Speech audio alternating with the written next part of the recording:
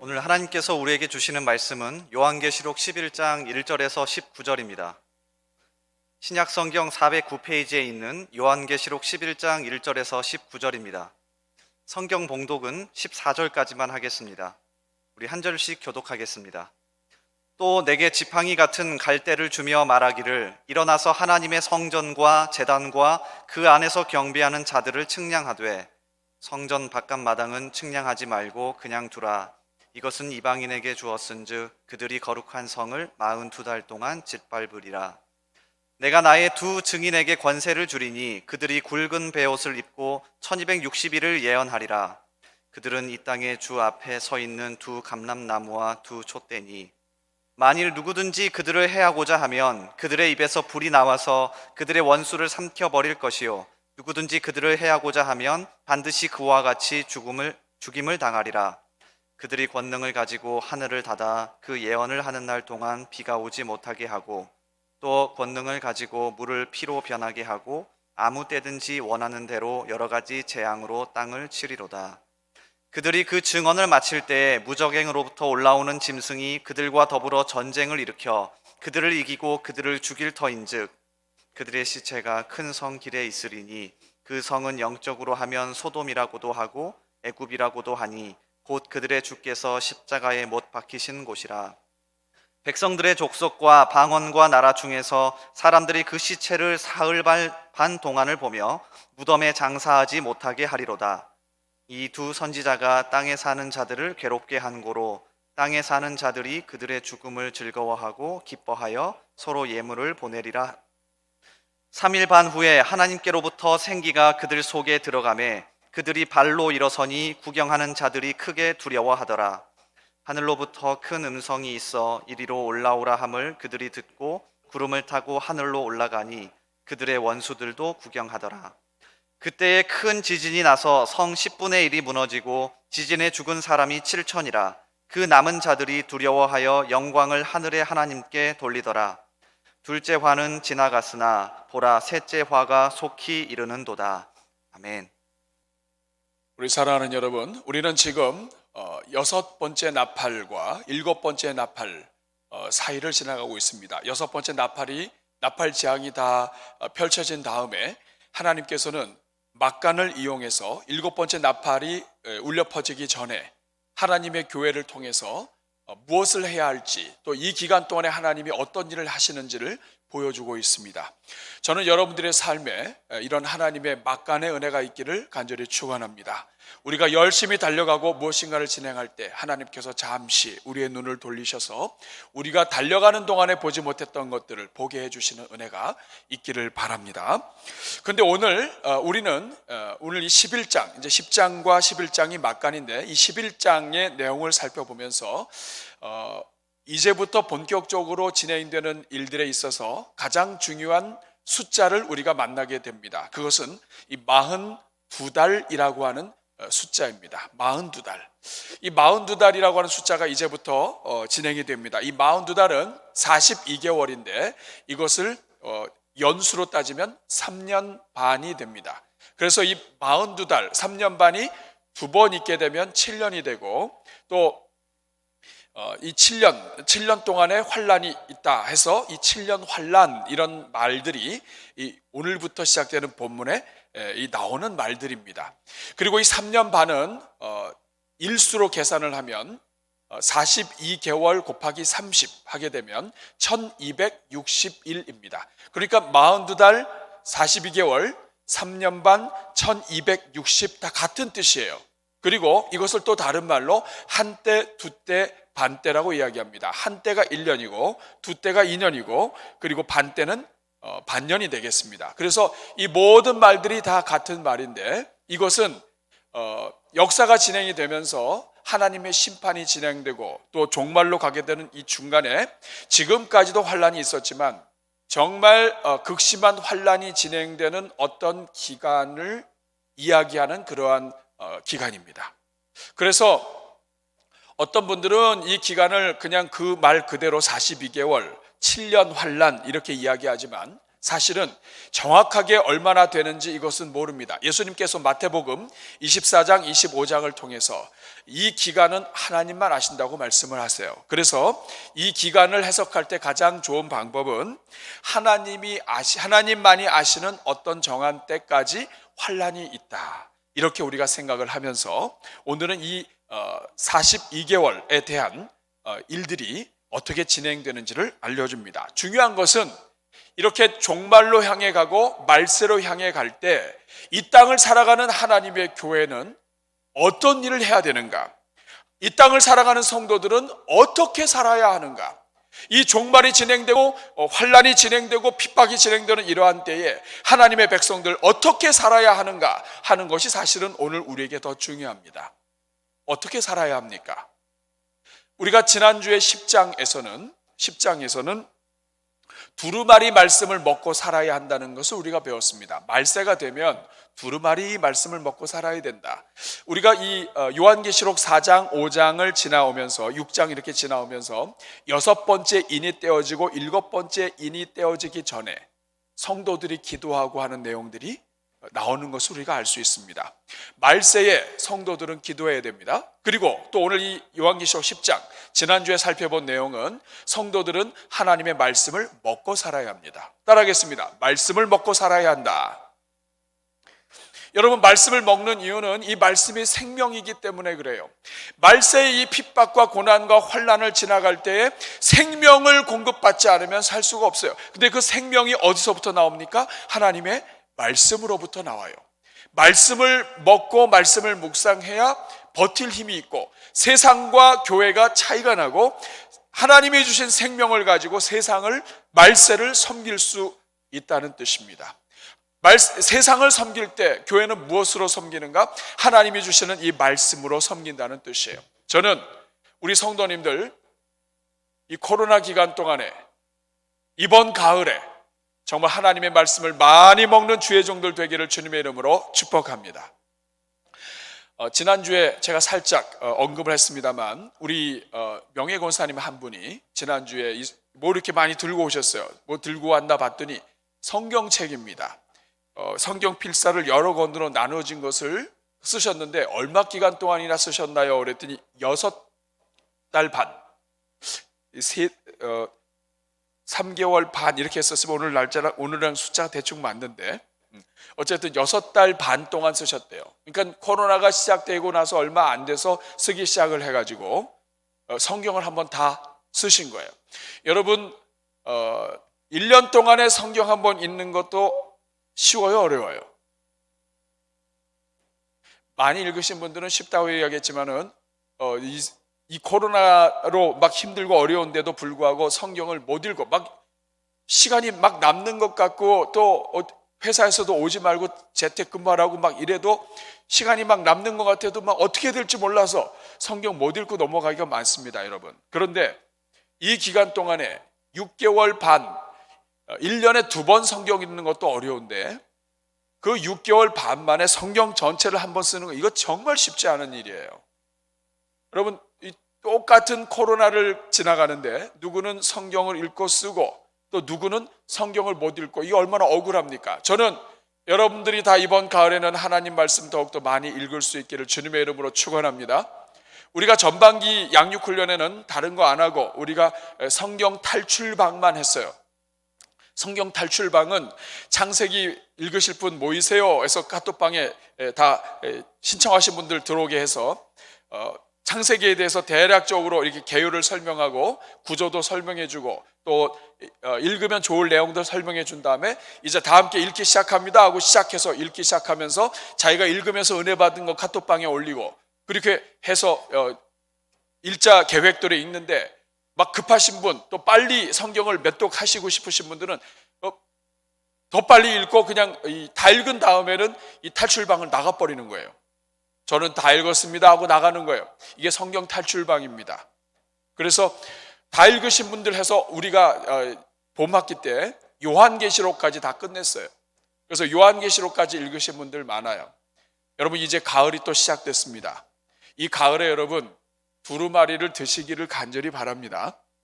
오늘 주보에 보시면 우리 가을 학기 양육훈련 학교 광고가 나와 있습니다. 여러분, 자기를 잘 관리할 수 있는 방법은 자꾸 자기 자신을 이렇게 걸어두는 거예요. 여기 훈련에 걸어두고 성경 통독 프로그램에 걸어놓고 자꾸 걸어놓다 보면, 과정에 걸어놓고 하다 보면 나는 공부하고 싶지 않고 나는 성경 읽고 싶지 않은데 자꾸 어쩔 수 없이 읽게 되는데 그게 복이라고요. 그래서 이번 가을에 여러분 주보 내용 보시고 이번 가을만큼은 내가 좀 걸어놓고 하나님 말씀도 좀 가까이 하고 또 성경 공부도 하고 그리고 또 나 자신이 하나님 말씀도 읽겠다 하시는 분들은 여러분 아주 좋은 계절입니다. 시간이 많이 남는 것 같아도 있으다 보면 없어요. 이번 가을에 여러분 좋은 은혜가 있기를 간절히 축원합니다. 하나님 말씀 가까이 하시고 읽으시는 주의 종들 되기를 바랍니다. 이렇게 지난주 10장에서는 하나님의 이 말세를 지나가는 성도들은 말씀을 두루마리를 먹어야 된다 하는 것을 함께 나누었습니다. 그리고 오늘 11장에서는 두 번째, 이 말세를 살아가는 성도들은 무엇을 해야 하는가? 사명을 바로 감당하며 살아야 한다는 거예요. 따라하겠습니다. 사명 감당하며 살아야 한다. 여러분, 사명 감당하며 살아야 돼요. 근데 오늘은 이 사명 감당하는 것에 대해서 살펴볼 건데 이것이 왜 중요하냐 하면 사명 감당하며 사는 것, 믿음으로 사는 것과 그렇지 않은 것에 큰 차이가 있는데 오늘 본문은 그것이 바로 하나님의 보호라고 이야기합니다. 다시 말하면 사명을 감당하며 하나님 기뻐하시는 믿음 생활하는 사람들에게는 하나님의 보호가 이 말세에 따라다니면서 함께 임하는데 하나님의 말씀대로 살지 아니하고 하나님이 기뻐하시는 대로 살지 않는 사람, 사명 감당하지 않는 사람들에게는 하나님의 보호가 약속이 안 돼 있습니다. 그러니까 이 겉으로도 환경으로도 어려운 이 말세를 지나가면서 하나님의 보호가 없이 산다. 이것은 큰 무서운 일이에요.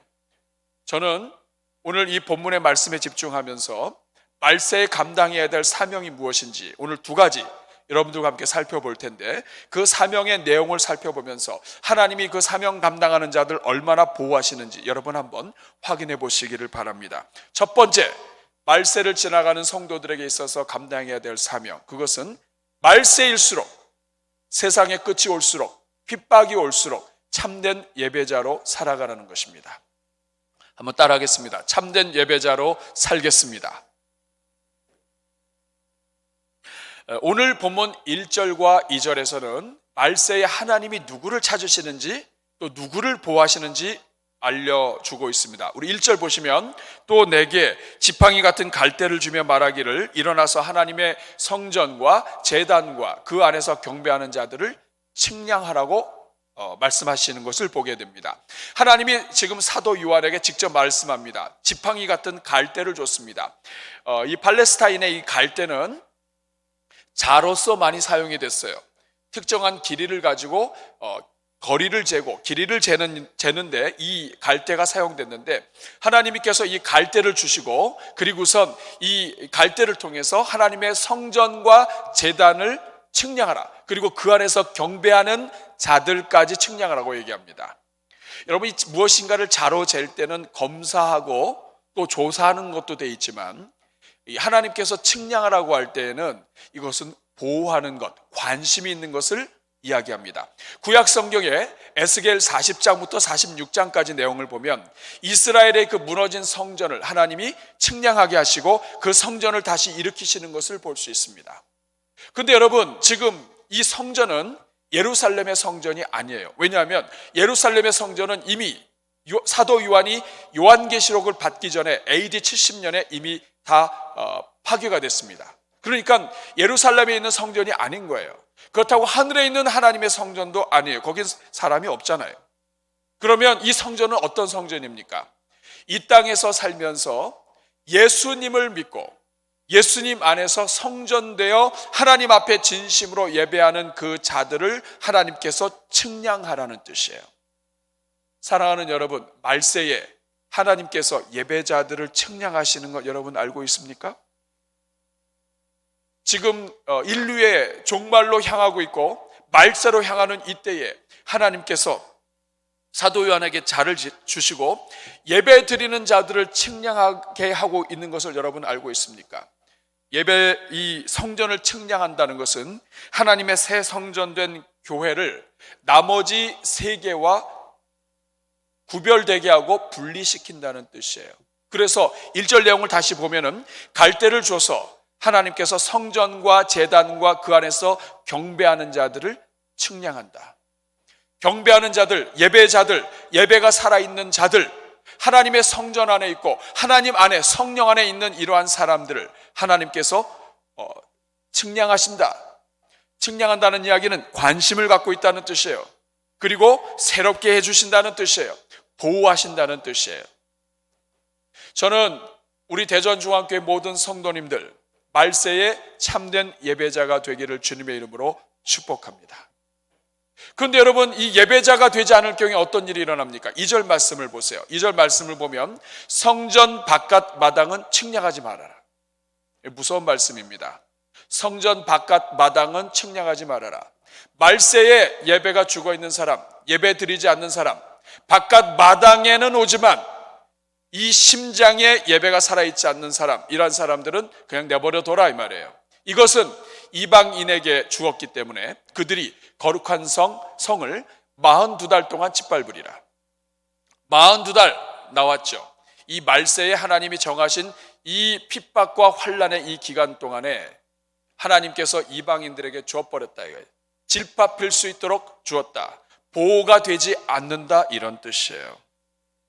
여러분, 오늘 2절 앞에 부분에 보면 마당만 밟는다라는 말이 나오죠. 마당 바깥에 있는 것. 여러분, 이 말씀을 보면 떠오르는 말씀이 이사야 1장 11절에서 13절 말씀이에요. 이 이사야 1장 11절에서 13절 말씀을 보면 여호와께서 말씀하시되 너희의 무수한 재물이 내게 무엇이 유익하냐?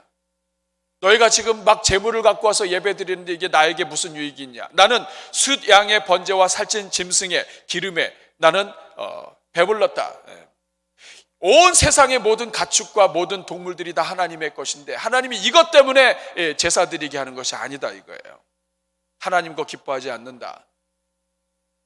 그러면서 2절에 이런 말씀합니다. 너희가 내 앞에 그저 보이러 온다. 이것을 누가 너에게 요구했느냐? 내 마당만 밟을 뿐이다. 말세에 하나님에 대한 예배가 살지 않고 죽어있는 영혼들, 예배가 죽어있다는 얘기는 하나님 믿지 않는다는 얘기예요. 이러한 사람들은 하나님께서 오늘 2절에 뭐라고 말씀하십니까? 그냥 내버려 두라. 이방인들이 짓밟도록 하나님께서 그냥 내버려 두셨다. 이렇게 말씀하시는 거예요. 사랑하는 여러분, 여러분은 참 예배자로 서고 있습니까? 지난 코로나 사태가 시작된 이후로 여러분의 예배는 날마다 새롭게 되고 있습니까? 아니면 여러분 자신도 모르게 예배가 죽어가고 있습니까? 코로나를 통해서 여러분 아실 거예요.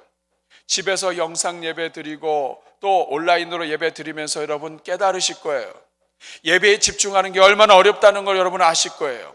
나는 예배를 잘 들으려고 앉아있지만 이 작은 화면에 집중하기 어렵고 누가 뭐 툭 떨어뜨리거나 집에 누가 띵동 하거나 아니면 이 온라인에 뭐가 잘 나오다가 안 나오고 그러면 여러분 예배에 집중하지 못할 수 있다는 거 여러분 아실 거예요. 그런데 여러분 이게 얼마나 심각한 거냐면 하나님께서 이 말세 환란이 되면 올수록 더 예배 드리기가 어려워지고 예배 드리는 것이 힘들어질 텐데 이 코로나 하나 때문에 예배가 휘청된다면 오늘 우리는 어떻게 무엇을 보장할 수가 있겠어요? 저는 지난 한 주 동안에 우리 성도님들과 더불어 새벽 영성 리부트라고 하는 주제로 우리 대한민국의 새벽기도, 성경의 새벽기도 이 모든 것들을 하나씩 확인해 보았습니다. 그러면서 제가 둘째 날에는 특별히 우리 대한민국의 새벽기도가 어떻게 들어왔나 하는 것을 살펴보게 됐어요. 역사 자료를 통해서 제가 막 흥분이 됐습니다. 대한민국의 새벽기도는 막 위에서 시키고 목회자가 시키고 강압적으로 해서 시작한 게 아니에요. 대한민국의 새벽기도는 성도들이, 은혜 받은 사람들이 새벽 쉬지 말고 기도하라고 하는 그 말씀을 순종해서 은혜 받은 사람들이 새벽에 일찍 일어나서, 대한민국의 그 예의 지국이잖아요. 첫 시간을 드리는 것이 가장 공경하는 모습이라고 하는 이러한 우리의 의식과 연합이 되어서 성도들이 자발적으로 드리기 시작한 게 새벽 기도예요. 근데 이 새벽 기도에 대해서 계속 역사 자료를 보다가 제가 오늘 이 시대가 일제시대와 비슷하구나 하는 생각을 했습니다. 일제시대에 성도들이 같이 모여서 예배드리고 기도하고 할 때 일제가 우리 대한민국의 문화를 말살하고, 그리고 어떤 그 땅으로만 지배가 아니라 문화적으로 정신적으로 지배하기 위해서 신사참배를 도입을 합니다. 근데 이 민족의 지도자들이 신사참배를 다 거부해요. 특별히 일사가고의 주기철 목사님은 끝까지 이 신사참배를 거부해요. 일제가 어떻게 하는지 아십니까? 이 주기철 목사님은 일단 감옥에 집어넣어놔요. 그리고 나서 남아있는 또 극렬하게 반대하는 사람들을 다 집어넣어놔요. 그리고 나서 나머지 사람들을 향해서 회유합니다. 신사참배는 국가적인 의례입니다. 신사참배는 국가가 나라를 전체적으로 사상을 통일하기 위해서 하는 의례입니다. 그렇기 때문에 이거는 우상숭배가 아니라 신사참배, 이것은 나라를 존중하고 나라가 하나 되도록 힘을 모으는 하나의 정신운동입니다. 이와 유사하게 회유를 해요. 근데 여기에 잡혀갈 사람 잡혀가고 넘어가는 거예요. 그리고 나서 2006년인가요? 평양노회가 이것에 대해서 공식적으로 회개했습니다. 그 과정을 보면서요, 제가 우리 사회를 한번 살펴봤어요. 지금 코로나 사태로 인해서 예배도 힘들어지고 이것도 어려워지고 막 자꾸 불편해요. 그런데 알게 모르게 여러분, 지금은 신사참배는 아니지만 안전이라고 하는 것이 우상화처럼 됐어요. 안전하면 아무것도 없어요. 하나님이고 뭐고 안전하면 어려운 때가 됐어요. 안전이 중요하지만 이 안전이 하나님을 대신하고 우리의 예배까지 막고 예배 자체조차도 흐리게 만든다면 여러분, 하나님 앞에서 많이 고민해 봐야 돼요. 여러분, 우리가 주님의 교회는 이 지역교회라고 하죠. 우리 대전중앙교회는 이 지역에 있기 때문에 이 지역에 있는 영혼들을 사랑하고 축복해야 돼요. 지역의 안전과 또 지역의 평안을 위협하면 안 돼요. 그래서 우리가 솔선수범해서 지난 기간 동안에 방역에 힘쓰고, 그리고 코로나 시작하면서부터 우리가 플래카드 걸고 우리 길 건너편에 있는 의료진들과 또 수고하는 또 보건소와 이 구청에 일하는 사람들을 위해서 우리가 축복했다고요. 뿐만 아니라 우리가 성도들의 보화성금을 통해서 우리 중구청, 그리고 대전시 교육청, 그리고 또 우리 주변에 있는 연약한 사람들, 가난한 사람들, 어려운 교회들까지, 심지어는 여기뿐만 아니라 제주도에 이르기까지, 우리가 국내의 여러 지역에 이르기까지 우리가 섬겼어요. 왜냐하면 이거 당연한 거예요. 교회는 세상의 빛이라고요. 어려우면 어려울수록, 교회가 환난당하고 지역사회와 국가가 어려우면 어려울수록 교회는 빛이 되어야 합니다. 그런데 그러는 과정 속에서 우리가 안전을 신봉하고, 그러면서 우리가 알게 모르게 신사참배 때 신사참배를 거부한다고 하면서도 거기에 영향받아서 슬쩍슬쩍 이건 국가 의례니까 하고 넘어갔던 것처럼, 이 안전이라고 하는 것 때문에 우리 예배가 죽어버린다면 여러분, 하나님 기뻐하지 않으시는 거예요. 제가 여러분 다시 한번 질문할게요. 지난 6개월 동안 여러분의 예배는 이전보다 더 뜨거워지고 깊어졌습니까? 아니면 지난 6개월 동안 그나마 드리던 예배조차도 허물어졌습니까? 이미 허물어질 대로 허물어졌는데도 불구하고 나는 지금 하나님 앞에 진실한 예배자로 지금 혹시라도 생각하고 있는 것 아닙니까? 이거 회복해야 돼요. 이게 왜 중요하냐면 말세에 하나님 앞에 경배하는 자들을 하나님은 측량하게 하신다고요. 예배가 살아있는 사람들을 측량하신다고요. 보호하신다고요. 그런데 예배가 죽어있는 사람들은 자기 자신이 성전 밖에 있다고 하는 것을 자기 자신도 모르고 나는 여전히 안에 있다고 착각할 수가 있다고요. 하나님의 보호는 어떤 환경 속에서도 신실하게 하나님을 예배하는 자들에게 임하는 것입니다. 저는 우리 대전중앙교회가 끝까지 생명의 예배를 드리는 주의 종들 되기를 주님의 이름으로 축복합니다. 여러분, 그래서 이번에 우리가 오늘 주보에 보시면 알겠지만 새벽 기도라고 하는 것은 새벽 기도로 끝나는 기도가 아니에요. 예수님께서는 새벽 기도하라고 명령하기보다는 예수님께서는 쉬지 말고 기도하라고 하셨어요. 그래서 우리 한국교회는 새벽부터 일어나서 그 좋은 능력의 기도를 새벽부터 일찍 일어나서 하나님 앞에 간구하고 새벽부터 일찍 간구한 것 때문에 새벽부터 일찍 응답을 받고 새벽부터 일찍 기도했기 때문에 다른 나라들보다 더 많은 기도를 하나님께 드릴 수가 있었어요. 새벽 기도는 그런데 끝이 아니에요.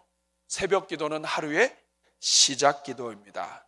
그렇다면 시작 기도가 있었다면 끝 기도가 있어야 돼요. 새벽 기도로 끝나는 그러한 민족은 영성이 절반 영성밖에 안 돼요. 쉬지 말고 기도하라고 하는 말씀대로 예수님은 새벽에도 기도하셨지만 밤에도 습관을 따라서 산으로 가셔서 기도하셨다고요. 우리 주님은 하루 전체를 기도로 들이신 거예요. 그래서 이번에 지난주에 우리가 새벽 영성 리부트를 마치고 오늘 주보에 보시면 저녁 기도라고 하는 것을 여러분들에게 알려드렸어요. 퇴근을 하고 아니면 하루 일과를 마치고 장을 보고 집으로 들어가기 전에 아니면 장을 보러 나왔다가 마치기 전에 조금 돌아가는 한이 있어도 교회에 잠깐 들려서 이 교회 안에서 잘 손 씻고 검사하고 할 거 하고 들어와서 이 자리에서 하나님, 제가 오늘도 새벽부터 시작해서 하루를 시작하게 하신 주님, 오늘 이 저녁 시간에도 은혜로 저녁을 맞이하게 해주시니 감사합니다. 이 나라 살려주시고 우리 교회 불쌍히 여겨주시고 무엇보다도 나의 예배가 살게 해 주옵소서. 정부 시책과 또 안전과 이런 이유 때문에 행여나 교회에서 이 확진자가 나와서 어려움이 될까봐, 누가 될까봐 우리가 조심하는 이때에 모여서는 예배드리는 것이 불편해졌다 하지만 내가 하나님 앞에서 주님 앞에 예배자가 돼서 기도하는 것은 하나님이 허락해 주셨사오니 주님, 제가 하나님 앞에 저녁 기도로 예배를 드립니다 하는 이런 시간을 우리가 가지면서 죽기 살기로 하나님 앞에 참된 예배자로 회복하기를 우리가 추구해야 됩니다. 그렇지 않으면 기존에 가졌던 예배 영성마저도 다 죽을 수 있어요. 저는 이 코로나의 이 가을 기간 동안 한편으로는 말씀을 먹고 여러분의 예배가 회복되기를 바랍니다. 어쩔 수 없는 형편 속에서 집에서 아이들과 더불어 온라인으로 들어야 한다면 여러분 주중에 한 번씩 나오세요. 교회에 오셔서 새벽에 나올 수 없으면 저녁이라도 나와서 우리가 지금 여러 장소에서 나누어서 지금 예배 드려요. 여러분, 저 너무 죄송해 죽겠어요. 본당에 계신 분들은 지금 저를 직접 보지만 지금 은혜채플이나 식당이나 또 카페에 계신 분들은 저를 직접 보죠. 얼굴을 보고. 제가 여러분들에게 인사를 드리겠습니다. 여러분, 화면에 계신 분들 축복합니다. 그런데 여러분, 힘들다고요. 집중력이 떨어질 수밖에 없어요. 너무 미안해요. 나라 상태가 이렇게 된 건 너무 미안합니다. 그런데 그럼에도 불구하고 우리는 예배가 살아야 돼요. 그래야 하나님이 말세에 보호해 주신다고요. 그래야 우리 집안이, 우리 자녀들이 사는 거라고요. 그래야 우리 나라도 사는 것입니다. 그래서 이 예배 회복을 위해서 우리가 조금 돌아가더라도 잠깐 교회 들리고 또 출근하는 길에도 교회 들리고 내가 새벽에 일찍 깨어서 하지 못했다면 잠깐 들려서 기도하고 이러한 일들을 우리가 같이 했으면 좋겠어요. 그래서 이번 가을에는 예배가 사는 가을, 참 예배자로 회복되는 가을. 세상은 코로나 때문에 제대로 예배를 드리지 못하지만 우리는 계속해서 하나님 기뻐하시는 예배자가 되는 이번 가을 될 수 있기를 주님의 이름으로 축복합니다.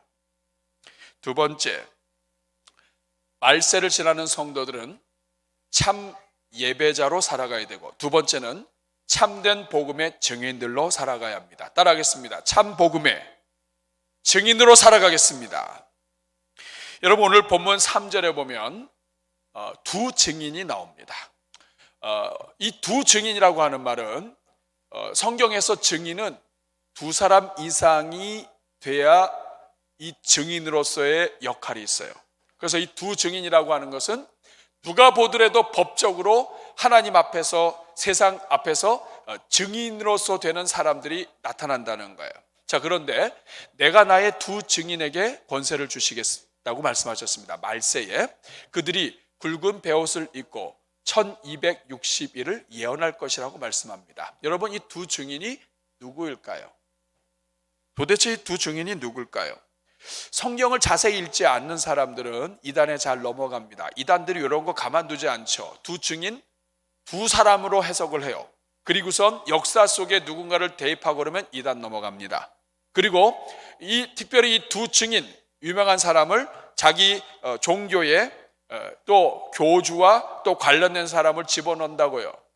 여러분, 성경 요한계시록은 하나님이 우리가 읽을 때 오해되지 않도록 그 자체 해석을 많이 해주셨어요. 두 증인이 누구예요? 4절 말씀을 보겠습니다. 같이 읽습니다. 시작. 그들은 이 땅에 주 앞에 서 있는 두 감람나무와 두 촛대다. 자, 처음에는 두 증인에게 권세를 준다고 했는데 그 두 증인이 누구냐면 그들은 이 땅에 주 앞에 서 있는, 하나님께서 쓰시는, 하나님 앞에서 바른, 하나님이 세우신 두 감람나무와 두 촛대다. 그러니까 두 증인은 두 감람나무와 두 촛대인데, 그럼 두 감람나무와 그 두 촛대는 누구인가? 두 감람나무는 잘 모르겠어요. 그렇지만은 두 촛대는 뭔지 이해가 갑니다. 왜냐하면 요한계시록에 있어서 촛대는 교회를 상징하기 때문에 그래요. 요한계시록 1장 20절 말씀을 보면 내가 본 것은 내 오른손에 7별의 비밀과 7 금촛대라. 7별은 7 교회의 사자요, 7 촛대는 7 교회이니라. 그러니까 말세에 하나님께서 두 증인을 세우셔서 권세를 주시고 말씀을 선포하게 하시는데 이 두 증인은 두 감람나무와 두 촛대인데 이 촛대는 뭐냐면 교회란 말이에요. 그러니까 하나님께서 말세에 교회를 통해서 말씀을 증거하게 하고 복음을 전파하게 하신다는 의미가 됩니다. 그러면 두 감람나무는 뭘까요? 두 감람나무는 스가랴 4장 11절부터 14절에 보면 과거에 성경에서 감람나무라고 했을 때 어떤 의미인가 하는 것을 알 수 있습니다. 11절에 보니까 내가 그에게 물어 이르되 등잔대가 있습니다. 좌우에 두 감람나무가 있어요. 자, 두 감람나무는 감람유로 유명합니다.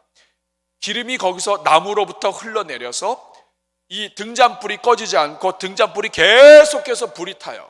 근데 이 등잔불이 계속 타는 이유는 이 기름을 공급하기 때문인데 이 기름은 두 감람나무로부터 오는 거예요. 그러면서 이 두 감람나무가 무슨 뜻입니까? 물어보았을 때 14절에 보니까 이르되 이는 기름 부음 받은 자들이다. 기름 부음을 받은 자 둘이다. 하나님 앞에서 성령의 기름 부으심을 받아서 인간의 기름이 아니라 자기 혼자 타는 것이 아니라 성령께서 부어주시는 은혜로 이 불을 태우는 온 세상의 주 앞에 서 있는 하나님의 사람들이란 뜻이에요. 그러니까 두 감람나무와 두 촛대는 결국 누구를 의미하느냐? 말세에 하나님께서 특별히 세우신 하나님의 교회와 하나님의 종들을 이야기하는 거예요. 말세에 하나님께서 하나님의 종들, 하나님의 교회를 통해서 이 특별히 환난의 시기에 하나님의 역사하신다는 거예요. 집중적으로 역사하신다. 그러면서 이 두 증인, 두 감람나무와 두 촛대는 오늘 본문 11장 10절에서 다르게 표현을 합니다. 이 두 선지자가 땅에 사는 자들을 괴롭게 하는 거로, 이 두 선지자가 앞에 얘기한 두 증인이에요. 왜 선지자라고 표현했을까? 세상에 대해서 구약 성경에서 멸망으로 향해 가는 이스라엘 향해서 선지자들이 나와서 하나님의 말씀을 선포하고 경고하고 심판이 있다라고 하는 것을 메시지 전한 것처럼 말세에 종말을 향해 가는 심판을 앞에 달려두고 가는 이 모든 세상을 향해서 하나님의 교회가 세상을 향해 선지자처럼 외치는 역할을 했기 때문에 선지자라고 표현한 거예요. 그러면 이 두 증인은 어떤 일을 합니까? 오늘 3절을 보세요. 3절을 보니까 내가 나의 두 증인에게 권세를 주시겠다고 하셨습니다. 그러면서 권세를 주는데 이 교회가 두 증인이 그들이 굵은 베옷을 입고 1260일을 예언한다고 얘기합니다. 여러분, 굵은 베옷은 상복이에요. 굵은 베옷은 정말 금식하고 슬프고 애통할 때 입는 옷이 굵은 베옷이에요. 근데 이 굵은 베옷을 교회가 입었다 이 말입니다. 두 증인이 굵은 베옷을 입었어요. 여러분, 하나님의 교회는 구원받은 자들이기 때문에 기쁘고 감사하고 축제와 감사가 일어나는 곳이에요. 그런데도 불구하고 이 말세에 환란이 극심할 때에 하나님의 교회는 굵은 베옷을 입었다 이겁니다. 그 이유는 세상이 이제 곧 멸망하고 하나님의 심판을 받을 거기 때문에 그들을 위해서 굵은 베옷을 입는 거예요. 세상을 구원하기 위해서 교회가 굵은 베옷을 입고 세상을 향해서 끊임없이 복음을 전파해야 되는데 뭐라고 얘기합니까? 1260일을 예언한다고 얘기합니다. 여러분, 1260일은 우리 처음에 살펴보았죠. 42달, 42개월, 3년 반, 1260일 똑같아요. 그러면 앞에서 42개월 동안 앞에서 이렇게 한다 저렇게 한다 얘기했으면 여기서도 42개월 동안 예언하리라 이렇게 얘기해야 돼요. 근데 하나님이 그렇게 얘기 안 하셨습니다. 1260일을 예언하리라 이렇게 얘기하셨어요. 그 이유가 뭐예요? 똑같은 숫자인데 왜 이렇게 헷갈리게 하세요? 여기는 하나님의 마음이 담겨 있어요. 42달 동안 하나님의 예배자들을 확인하시고 바깥에 있는 자들은 보호하지 않으시는데 하나님께서 이 42달이라고 하는 이 기간 동안에 복음을 전하라고 얘기하지 않으시고 1261이라고 하는 이유, 그렇게 말씀하신 이유는 복음을 전하는데 뭉뚱그려서 3년 반이 아니라 그 날짜 하루하루를 치신 거예요. 복음을 전하되 교회는 날마다 베옷을 입고 하루하루 날마다 1260일을 이 종말에 구원받지 못한 자들이 구원받을 수 있도록 예언하라는 뜻입니다. 하나님의 교회는 종말에 그리스도의 증인, 생명의 증인, 앞으로 있을 심판에 대한 증인으로 세상 앞에 베옷을 입고 그리고 1260일 하루를 거르지 아니하고 날마다 하나님의 심판의 메시지와 하나님의 말씀들을 증거해야 되는 사명을 갖고 있다는 뜻이에요. 하나님께서 어떤 권세를 이 두 증인에게 주십니까? 6절의 말씀을 보면 그들이 권능을 가지고 하늘을 닫아 그 예언을 하는 날 동안 비가 오지 못하게 하고 또 권능을 가지고 물을 피로 변하게 하고 아무 때든지 원하는 대로 여러 가지 재앙으로 땅을 치리로다라고 말합니다. 여러분, 이 본문은 구약의 엘리야 선지자와 모세가 떠오릅니다. 엘리야가 기도하니까 비가 오지 않고 모세가 지팡이로 치니까 물이 피가 되는 것처럼 하나님의 교회가 기도를 통해서 이 세상 가운데서 한 영혼이라도 구원하기 위해서라면 하나님께서 그 기도를 들으시고 하늘을 닫기도 하시고 그리고 물이 피가 되게 하시기까지 하나님은 이 두 증인 교회를 사용해서 하나님의 역사를 일으키고 끝까지 구원받을 자들을 돌아오게 하는 역사를 하나님이 말세에 하시겠다는 뜻이에요. 우리 사랑하는 여러분, 오늘 우리는 정말 성령을 의지하고 하나님의 역사를 기대하며 이렇게 지금 지나가고 있습니까? 이 말세에 기도라고 하는 권세를 주시고 하나님께서 우리와 함께 하시고 증인으로 쓰시는데 우리는 이걸 정말 잘 활용하고 있습니까? 오늘 본문에 이렇게 하나님의 권세가 나타나고 두 증인들이 복음을 증거하는데도 어떤 결과가 나타납니까? 세상이 이 증인들을 어떻게 대하고 있습니까? 7절 말씀을 보겠습니다. 같이 읽겠습니다. 시작. 그들이 그 증언을 마칠 때 무저갱으로부터 올라오는 짐승이 그들과 더불어 전쟁을 일으켜 그들을 이기고 그들을 죽일 터인즉. 이렇게 증언을 마칠 때, 증언이 계속되고 있을 때 무저갱에서 짐승이 올라옵니다. 마귀에 부리는 종들이 올라와서 전쟁을 일으켜서 결국에는 이 증인된 교회, 하나님의 백성의 하나님의 종들이 죽음을 당하게 됩니다. 그리고 어느 정도냐면 8절을 보면 그들의 시체가 큰 성길에 있습니다. 죽었는데 시체를 치우지 않아요. 근데 그 성은 영적으로 어떤 성이냐면 소돔. 소돔은 하나님을 거역하고 특별히 말씀대로 살지 않고 온갖 범죄와 악함이 가득한, 그래서 멸망받은 도시가 소돔이에요. 소돔이라고도 하고, 애굽은 이스라엘 백성들을 종살이 시켰던, 노예 삼았던 나라입니다. 하나님의 백성들을 누르기 원하고 종 세우길 원하는 그 모든 나라, 그리고 곧 그들의 주께서 십자가에 못 박히신 곳이라 골고다 언덕을 이야기합니다. 골고다에서는 심지어 하나님의 아들 예수 그리스도까지 십자가에 못 박혀 죽게 만들었습니다. 그러니까 영적으로 이 세상이 어떤 세상이 되었냐면 소돔, 애굽, 골고다가 되어서 하나님의 교회, 하나님의 종들을 죽이고 내버려둔다 이거예요. 9절 말씀을 보니까 백성들과 족속과 방언과 나라 중에서 사람들이 그 시체를 사흘 반 동안 장사도 못 지나게 하고 그들을 그냥 내버려둔다 이거예요. 장사도 못 지나게 완전히 교회를 적대시하고 하나님의 교회를 넘어뜨리는 거예요. 그리고 어느 정도냐? 10절 말씀을 보면 이 두 선지자가 땅에 사는 자들을 괴롭게 한 거로. 왜 괴롭게 했습니까? 종말이 온다고 하고 심판이 온다고 하니까 얼마나 듣기 싫었겠어요. 하나님이 이걸 기뻐하지 않으신다라고 얘기하니까 얼마나 듣기 싫었겠어요. 교회하면 그냥 이가 갈린다 이거죠. 하나님 기뻐하시는 대로 살아야 모두가 다 복을 누리는 건데 그것도 알지 못하고 그들의 죽음을 즐거워하고 기뻐해서 오히려 죽인 자들에게 예물을 보낸다 이 말이에요. 물질적으로 후원하고 그리고 그들을 도와서 조직적으로 하나님의 교회를 넘어뜨린다 이런 뜻입니다. 그러나 여러분 어떤 일이 일어납니까? 11절 같이 읽겠습니다. 큰 소리 읽습니다. 시작. 3일 반 후에 하나님께로부터 생기가 그들 속에 들어가매 그들이 발로 일어서니 구경하는 자들이 크게 두려워하더라. 어떤 일이 일어납니까? 3일 반 후에. 3일 반도 3년 반이라고 하는 것의 다른 표현이에요. 지금 이 11장은 다 3년 반이라고 생각하시면 돼요. 3일 반은 7일이라고 하는 것의 절반이에요.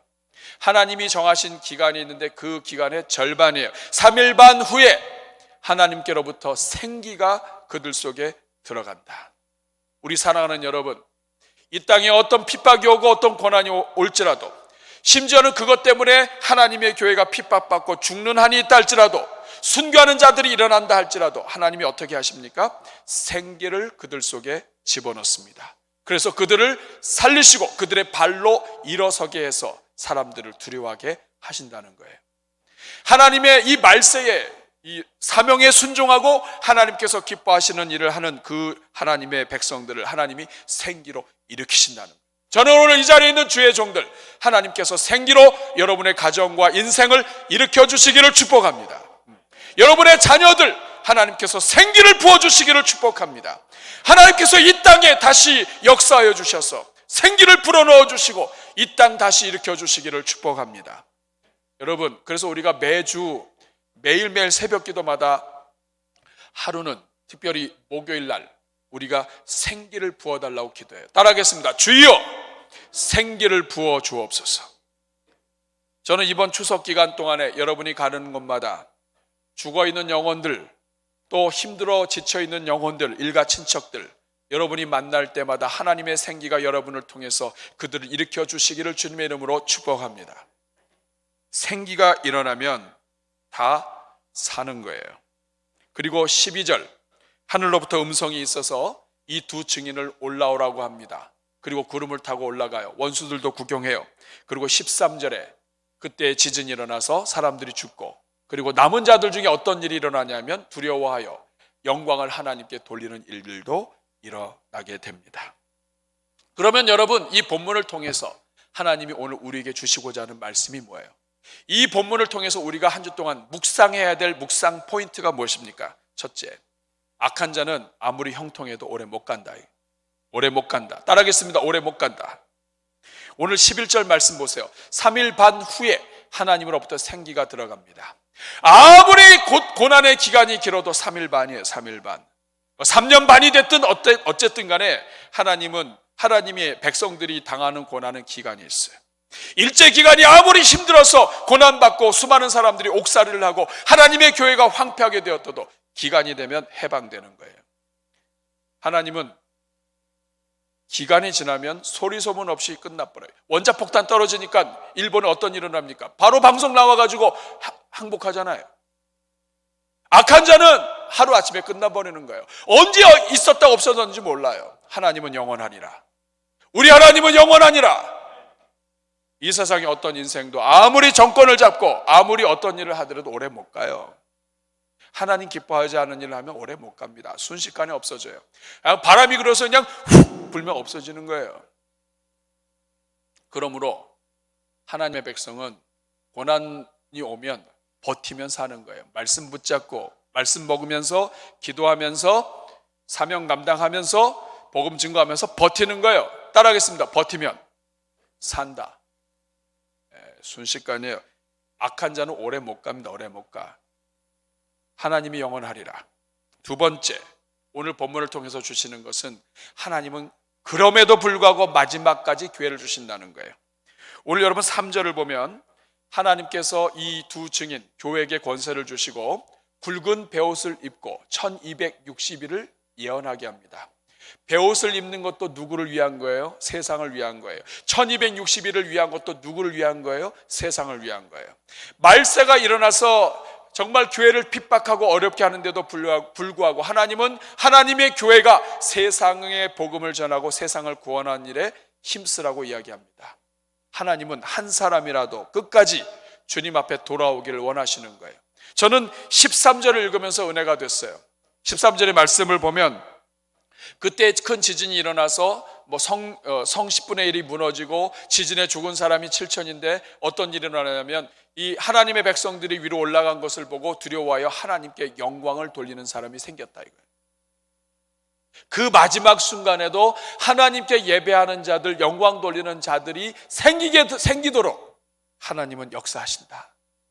그러므로 여러분 가족과 일가 친척 중에 한 사람이라도 아직 돌아오지 않은 사람이 있다면 이번 명절 때 여러분 특별히 축복하시고 한 번 더 축복하시는 은혜가 있기를 바랍니다. 하나님은 끝까지 포기하지 않으시는 분이에요. 마지막 순간까지 모든 하나님의 백성들을 다 데리고 가시는 그 마지막 순간까지도 복음 전하시도록 하나님의 백성들을 내미시는 분이 하나님이시라고요. 그러므로 하나님은 끝까지 기회를 주십니다. 여러분 자녀에게 이런 기회가 하나님의 주시는 기회가 넘쳐나기를 바랍니다. 그리고 한 가지 더, 세 번째, 오늘 본문을 통해서 하나님은 끝까지 보호하시고 끝까지 책임지신다. 제가 지난 한 주 동안에 특별히 묵상하면서 은혜 받았던 것이 있어요. 그것은 무엇이냐면 이제 눈에 대한 겁니다. 우리 몸이 천냥이면 눈이 900냥이다 하는 말이 있어요. 눈값이나 몸값이나 크게 차이가 안 난다는 거예요. 그만큼 눈이 비싼 겁니다. 그래서 보험하시는 분들은 이 몸 생명보험이나 눈보험이나 문제가 생겼을 때 받는 퍼센트는 100% 거의 비슷한 경우가 많다고 그래요.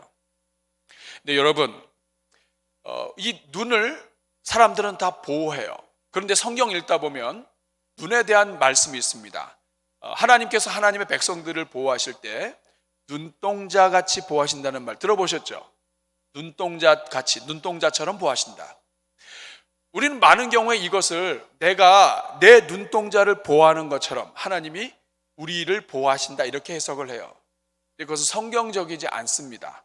왜냐하면 눈동자처럼 보호하신다고 하는 그 모든 본문은 그 눈이 누구의 눈이냐 하면 하나님의 눈이에요. 그러니까 내가 내 눈을 보호하는 것처럼 하나님이 나를 보호하신다. 여러분이 여러분 눈 보호해봐야 보호가 됩니까? 그렇게 보호해도 찔리고 터지고 상하고 안 되잖아요. 근데 여러분, 하나님의 눈을 누가 건드려요? 하나님의 눈 누가 건드려요?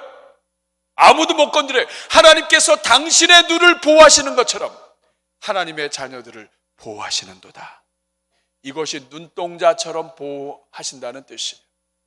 저는 이번 명절 기간 동안에 여러분 어디를 다녀오실지 모르겠지만 여러분 때문에 여러분과 여러분 자녀들 눈동자처럼 보호해 주시기를 축복합니다. 여러분 때문에 여러분의 기도가 살아있는 한 여러분의 일가 친척도 하나님이 눈동자처럼 보호해 주시기를 축복합니다. 그 눈동자처럼 보호하시는 하나님이 말세를 지나가는 모든 예배자들과 하나님의 자녀들을 끝까지 보호해 주시는 줄로 믿습니다. 그래서 제가 여러분들에게 찬양 하나 불러드리고 싶어요. 너 근심 걱정 말아라. 찬송가 382장인데 첫 음만 쳐주세요. 너 근심 걱정 말아라. 주 너를 지키리. 주 날개 밑에 거하라. 주 너를 지키리. 같이 한번 서로 축복해 볼까요? 주 너를 지키리. 아무 때나 어디서나 주 너를 지키리. 늘 지켜주시리. 2절입니다. 어려운 학심들 때 어려운 학심될 때에 주 너를 지키리. 위험한 일을 당할 때 주 너를 지키리. 주 너를 지키리. 아무 때나 어디서나 주 너를 지키리. 늘 지켜주시리. 3절 말씀. 너 쓸 것 미리 여시고 주 너를 지키리. 주 너를 지키리. 구하는 것을 주시며 구하는 것을 주시며 주 너를 4절로 바로 넘어가겠습니다. 다시 한번. 어려운 시험 당해도 어려운 시험 당해도 아멘. 주 너를 지키리. 구주의 품에 거하라. 구주의 품에 거하라. 주 너를 지키리. 우리 손 들고 고백합시다. 주 너를 지키리. 아무 때나 어디서나 주 너를 지키리. 늘 지켜주시리. 우리 인생을 지켜주신 우리 하나님께 우리 감사의 박수 드리겠습니다. 같이 기도합니다. 살아계신 주님, 우리 모든 성도들 주님의 능하신 오른손으로 지켜주시고 명절 기간에도 보호해 주시고 코로나 기간 동안에도 상하지 않게 하여 주시며 더욱 진실한 예배자로 복음 증거자로 하나님 앞에 엎드리는 종으로 사용하여 주시옵소서. 예수님의 이름으로 기도하옵나이다. 아멘.